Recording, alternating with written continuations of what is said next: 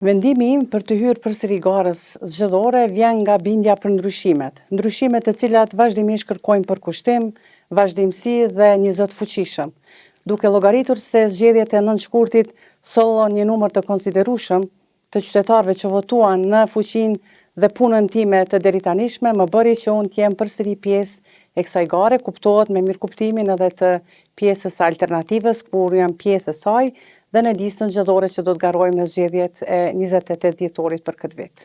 E thatë në kërkim të ndryshimeve, ka nevojë për ndryshime edhe në lëvizjen vetëvendosje, në qeverisjen e saj, në punën e saj, në aktivitetet e saj? Kërkojmë vazhdimsi në atyre ndryshimeve të cilat u bën për këto 5 vite, dhe këto ndryshime që ta kenë validitetin e vetë, kërkojnë që ta kenë përsëri kryeministrin në krye për të vazhduar ato ndryshimet e mira të cilat u bën për këto 5 vite, kërkojnë vazhdimsinë. E vazhdimësia bëhet vetëm në këtë formë, duke qenë një pjesë e garës dhe duke triumfuar në masë të madhe në numrin e deputetëve të cilët na kërkohet të jenë.